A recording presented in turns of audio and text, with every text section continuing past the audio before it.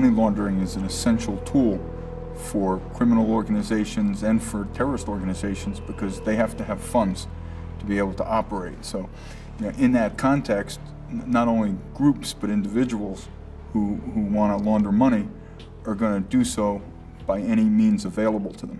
And when you look at the totality of different groups and individuals, you're going to find that they're going to exploit different mechanisms because there are so many different areas that can be exploited, and the bad guys are going to take whatever advantage of those areas that they can. Money laundering in the context of criminals is a circular process. So that placement, layering, and integration kind of goes in a circular flow because the people that ultimately start the process want to be the direct beneficiaries. And so the money's going to come back to them in that circular flow. Now with terrorists or terrorist interests, the people that put the money in the system are not the direct beneficiaries. That money goes in a linear fashion, and at the end of that process, the money goes to support a terroristic activity.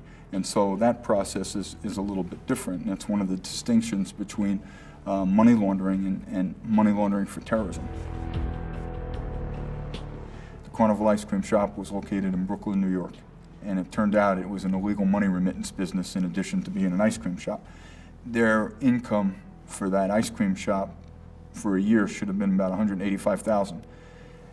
Their bank accounts had $22 million flow through them. So when you look at that, and there are some mitigating circumstances there, but I wanted to use an exaggerated point. This is true. $22 million flowed through those accounts. Is that reasonable for that type of business? And the answer should be no. Somebody should be going out and wanting to know why $22 million were flowing through.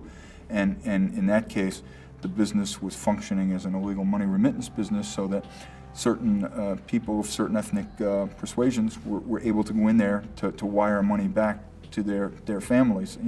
Many of those transactions were done for legitimate purposes. However, a well-known terrorist also used that facility to send money back to Yemen and Pakistan, two countries at risk and clearly with a tremendous terrorist presence in them. So those are some of the things that you need to look for.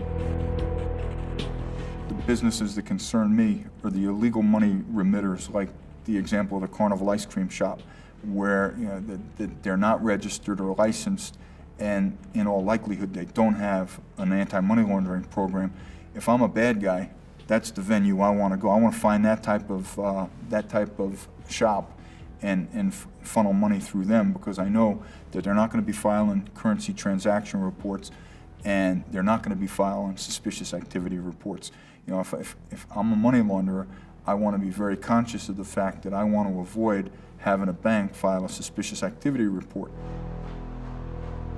Money laundering is a global problem, and it clearly there's no national boundaries.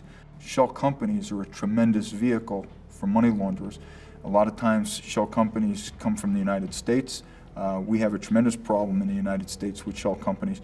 A lot of shell companies emanate offshore, and when you can get money into offshore havens, a lot of times it's very difficult, if you're trying to get that money back, to be able to track it back. And for instance, you track the transactions to a country like Pakistan. Pakistan is a cash-based country, and one of the frightening things for me as a former law enforcement agent is Pakistan is a country at risk for terrorism. So is that the proceeds of criminal activity, or could those proceeds go to support terrorist activity? And unfortunately, there are too many cases where the latter is true.